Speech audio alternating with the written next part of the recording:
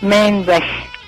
Soms, als ik lees, als ik schrijf, als ik hoor, als ik zie hoe mooi de wereld is, soms in de tuin, op het terras in de zon, vergeet ik mijn Parkinson. Dan gaat weer alles mis. In mijn hoofd slaat chaos toe. Ik word ontzettend moe. Pijn bijt in mijn schouder, in mijn been. Ik verberg dat ik haast ween. Parkinson, jij doet me beven. Vergiftigt langzaam aan mijn leven. Je put me uit, doet me de toekomst vrezen.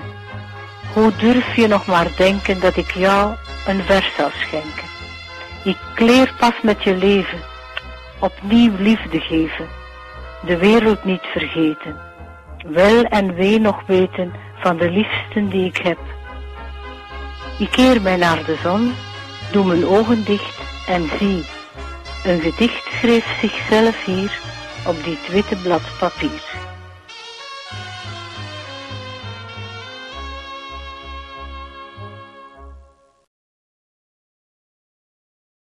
Mi camino.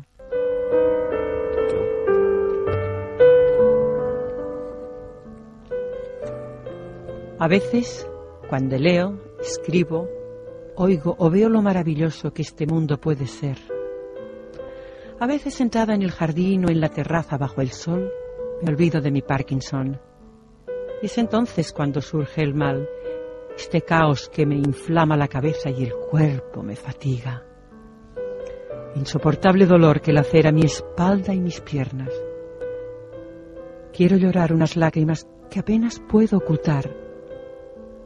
Parkinson, tú me haces temblar, me envenenas paso a paso la vida. Me siento exhausta y ya no me pertenece el futuro. ¿Cómo es posible que pienses que te dedicaré algún verso? Casi he aprendido a tolerarte, a darle al amor una nueva oportunidad, a pensar que existe algo más, a amar a los que más quiero. Vuelvo mi corazón hacia el sol, cierro los ojos y veo en esta hoja de papel escrito un poema. No, no he sido yo.